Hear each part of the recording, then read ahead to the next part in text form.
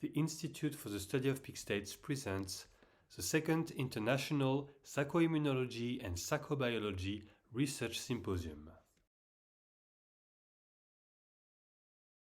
Peak Performance and Sports, presented by Nicolai Hassing. So Nicolai is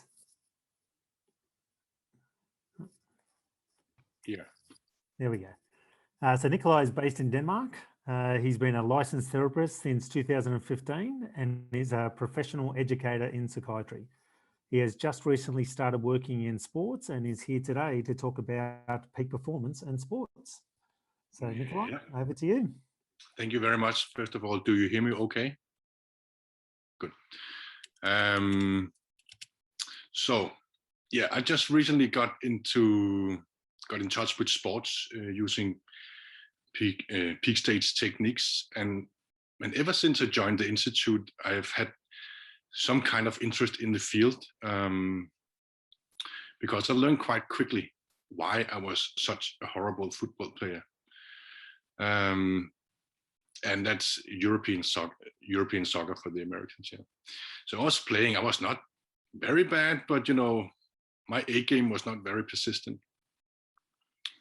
And I remember one time I was on the field, and I was walking around with this question. So how do you think football? How do I think this game?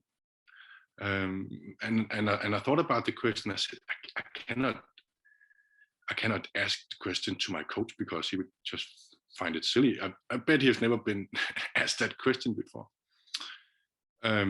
So I was just struggling with myself, knowing that I didn't know how to think football.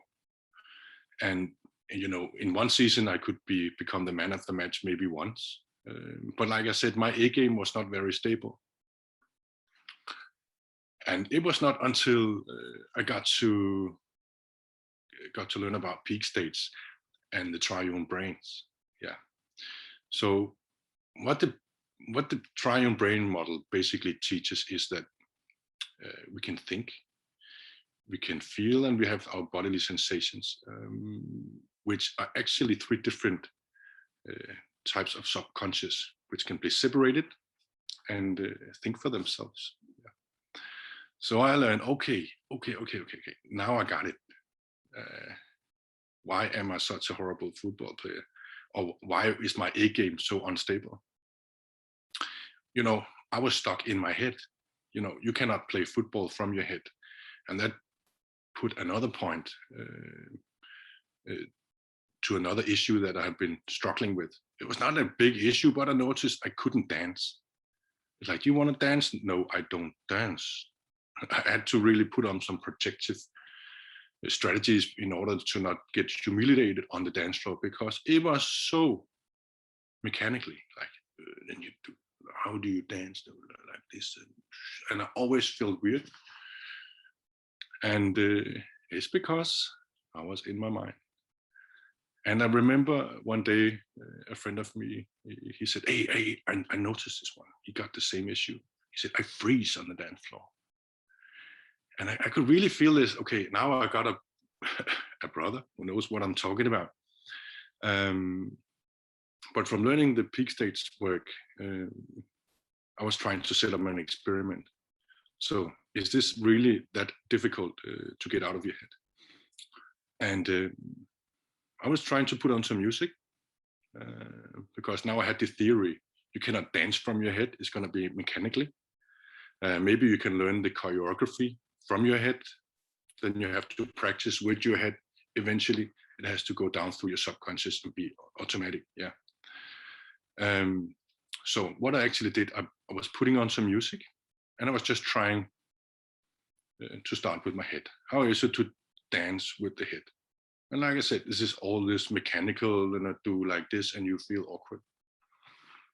Right. So I put my attention into the chest and was listening to the music. And everything just changed.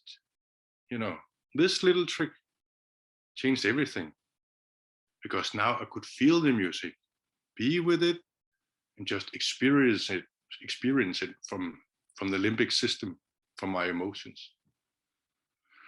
And I thought, wow, that's a cheap trick. Just put your attention down in the chest instead of the head. But no one ever told me that I was stuck in the head. It's not until I really learned that being in your head is not a good place to do sports or nor to dance. Yeah, unless you want to do a strategy, or if you have seen something which can predict the game some kind. Yeah. So then I just learned you cannot dance with your mind, you can dance with your heart, but how about with your reptile brain, with your body brain? And putting your attention down in the stomach, that changes it again. So I just learned you can dance with your heart, but you can definitely dance with your reptile brain. But it's quite different. You become more the music, you become more present, and it's not about emotions, it's more about the sensation of the dancing. But you should try this at home. It should be safe. Yeah. So what are the tricks to get into the reptile brain quite quickly? Yeah. So putting your attention to the areas of the body where they perceive themselves is a trick. And what we can do with peak stage therapy is that, let's say you're stuck in your head. Then we work around the stuff that's, why do I need to get to be in my head? And why is it scary to be in my reptile brain, or whatever is going on, so we can make it more stable. Yeah, but if you are a sportsman and if you want to go down to your reptile brain quickly, I believe I have 2 shortcuts, which are just some brief techniques. So I've noticed lately that staring into fire, real flames, put you in some kind of hypnotic state. You are in the present. You're definitely not in the past. You're not in the future. You're in the present. And when you're staring at the flames, I believe you get into some kind of survival mode. Because I noticed when the flames went down, it was like, oh, whoa, the flames are going down. And then I had to do something about the fire. So my theory is that staring into living flames can put you into the reptile brain immediately. And another little trick, if you tap on your forehead like this, nothing really happens. But if you have your friend do like this, just do it with consent, please. But you will get triggered. You will get a little bit upset, like what the fuck, and that immediately puts you into the reptile brain. So that's 2 shortcuts that you can use in order to get down there. And it wouldn't be very good to be in your emotions when you do certain types of sports, unless it's it could be dancing, but anything with a competition, anything, because you have to look at the philosophy on sport. Why do we do sports? Well, you can do sports for many reasons, just for your own exercise and stuff like that. But the sports is a competitive world, and it's about being number one. And when it's about being number one, then it's about, on the cost of others. And that will say, this is about life and death. Basically, it's about life and death. And this is why this sport is played out from the reptile brain. Any sport. Yeah. So that's one side of the coin. So working with professionals and sports coaches in this, they use a lot of goal setting. You have to set your goal, and you want to achieve your goal. Yeah. And just recently, I've started to work with some of the best in the country who works with professional athletes. So for now, I'm just working with the coaches who coaches the athletes, but we are making some really, really interesting results. So achieving goals and goal setting, that's a pretty big thing in sports.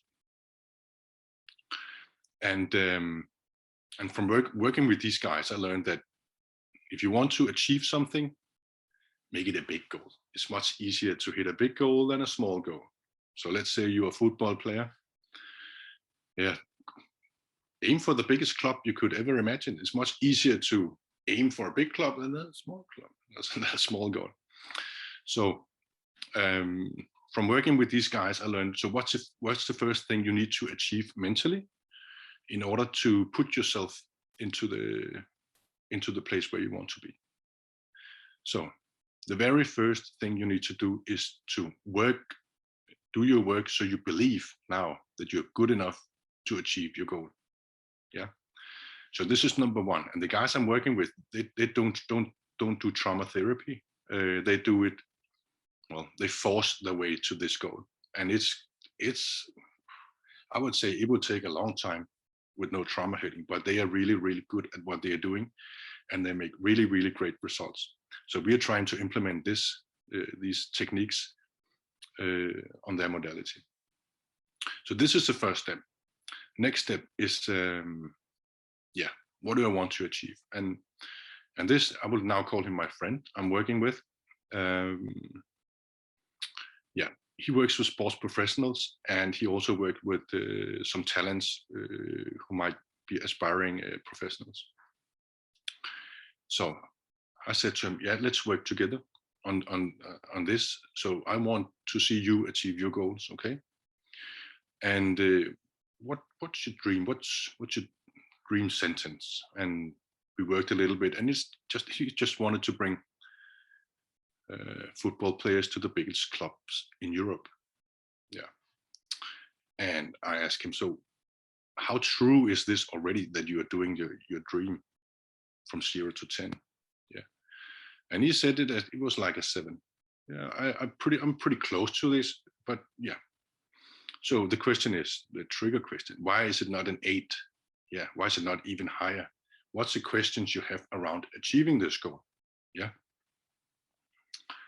So a lot of questions came up, and I remember the first question was, or whatever, it's going to take a long time. And then there was one blog saying, there are so many people who wants to be in my shoes, so many people. Yeah. And there was one blog saying, it's a crazy, crazy, crazy world. And I'm not even sure that I want to be a part of that crazy world.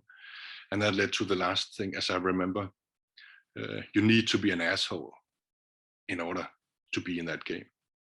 Yeah. So any question had lots of branches in trauma. So it's not like just simple tapping. It's quite a thorough work.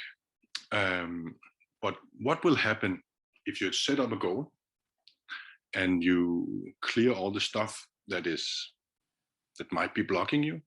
What will happen after? Yeah, 2 things can happen.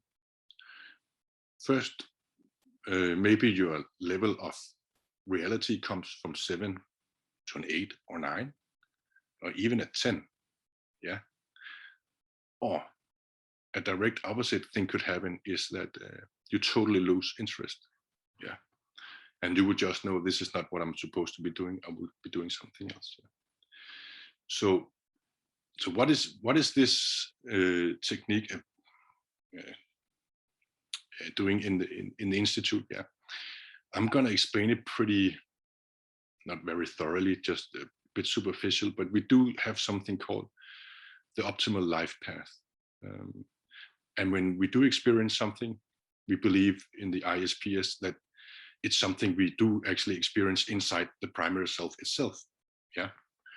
So when you do feel that you are on track with what you're doing, you feel some sense of euphoria, and you feel that you're really on track with your life, and your life purpose makes sense. Yeah.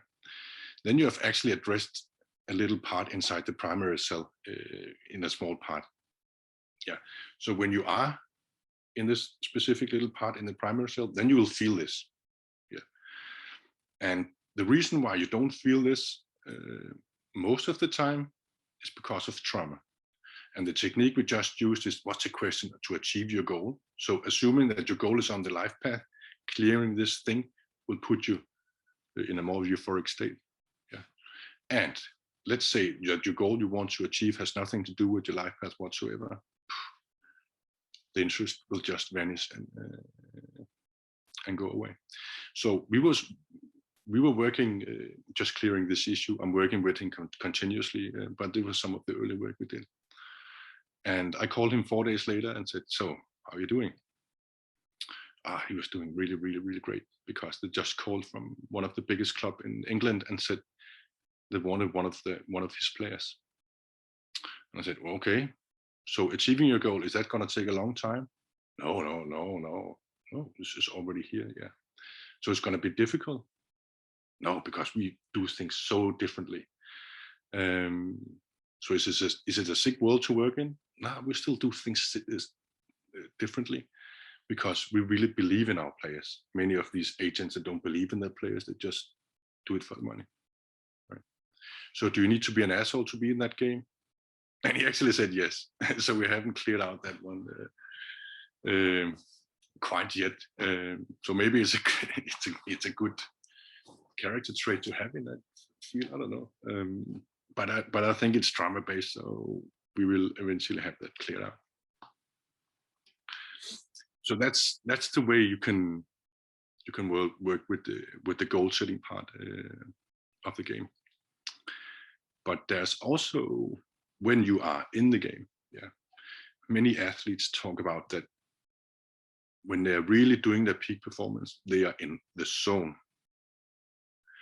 Yeah, and in the zone, I don't recognize the zone myself. I must admit that I'm being totally honest. I don't recognize the zone myself, but it definitely refers to some kind of peak state. Yeah, and what we actually have described is a peak state called being the body state. Yeah, so I don't know that much about the being the body state, and the biology behind it seemed pretty complicated to me, really. But when you are, you feel like your whole body. You don't feel separated from yourself anyhow.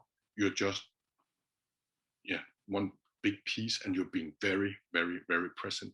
Yeah, and I remember also this is one of the best states you can have during sexual intercourse, because it makes it so much more vivid. Yeah. And there's also a peak state called present, being present, and that's what you want to do if you really want to be really highly concentrated. But what these peak states are called and what they do, it doesn't really matter. If you're an athlete out there, the point is, if you know when you are in the zone, yeah, when you have experienced to be in the zone, with the techniques of the Institute, we know how to make these experiences more stable. Yeah. So let's say you are in the zone once a year. Yeah. When you address this this moment when you were in the zone, you can really, like, yeah, it's all about details, but you can clear all the issues around having this state. So believe me, your ancestors on both sides, you would have some who resisted being like this, who resisted being in this state, to resist to be in the zone, because it could be dangerous, it could be so many stupid things really. But that what your ancestors thought in the past is affecting you in the present. Yeah. So if you're an athlete out there and you know how it's like to be in the zone, and if it's not very rare, we can make it stable, and we can make it come back, make it more persistent. Yeah.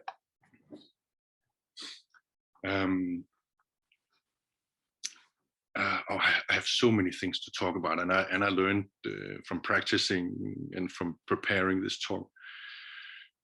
I can only talk about a few things. Yeah, so feel free to ask any questions. I still have a few things to cover.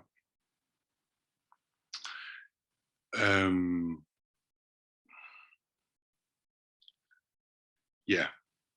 So what you actually can do also with the sports. So you don't have to do so much trauma work all the time in order to achieve your goals.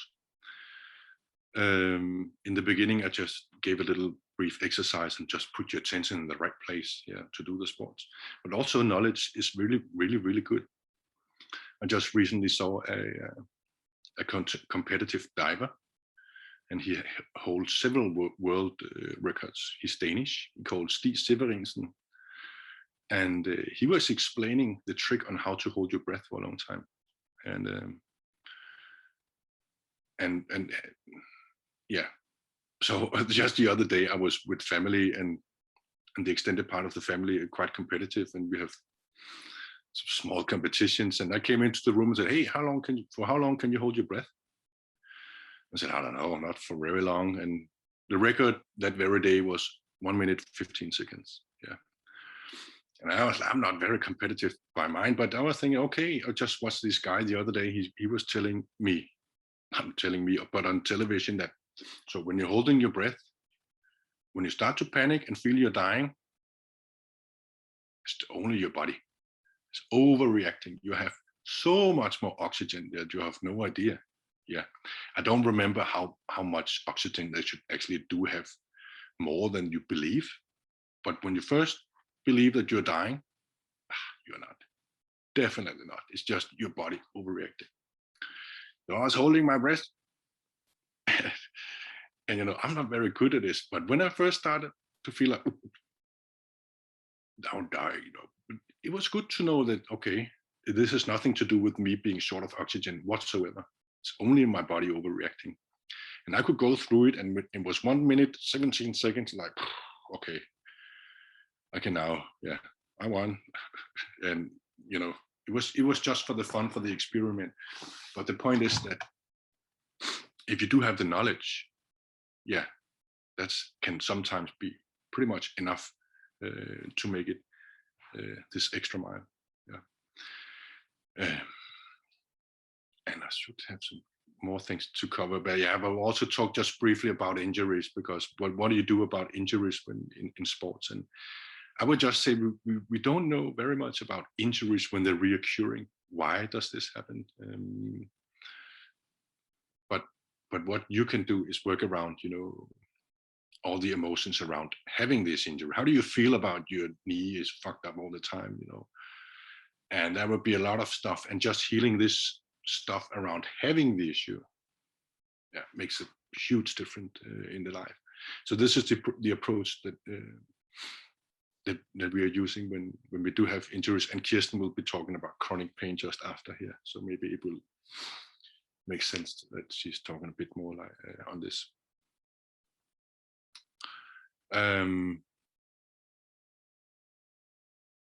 Yeah, a little bit on the pros and the cons. I wrote that in my blog, the pros and the cons.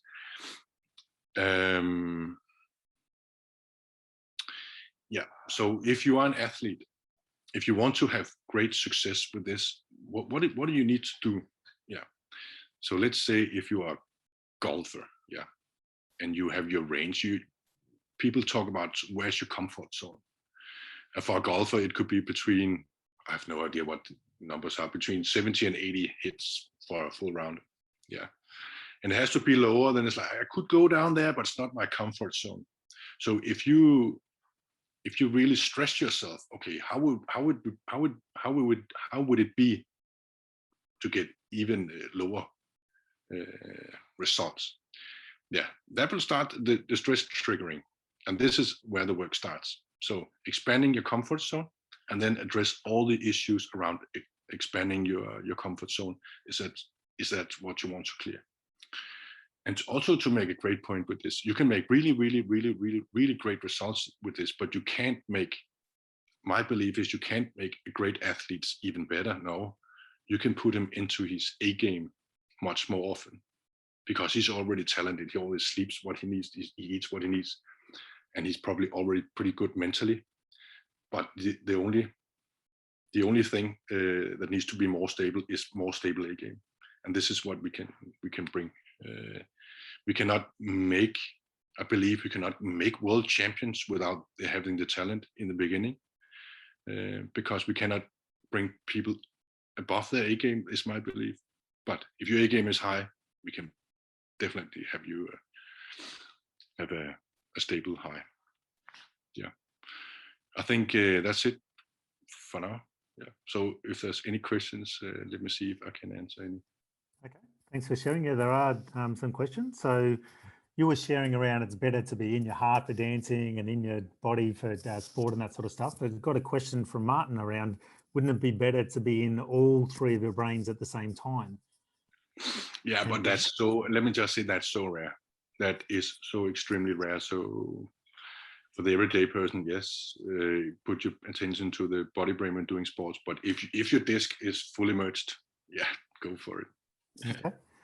And so have you developed protocols for working with athletes to help them get into peak performance?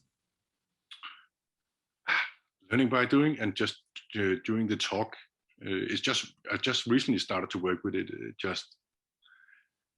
Yeah, in the fall last year, I got in touch with these guys working with the sports professionals. So yeah, many of the techniques, it's techniques developed by the institute, just applied to the sports world of sports. And I always had the interest in, because in psychiatry, when in psychiatry you bring people from sub-average consciousness, maybe not even to average consciousness, but here you bring people from maybe average to some peak states, and it's just different work. And yeah, Okay.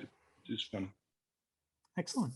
Well, thank you so much for all your information around peak performance in sports. There's maybe some other questions for you to respond to in a written form as well. Thanks, Nicolai. Yep. Thank you for watching. For more information, visit peakstates.com.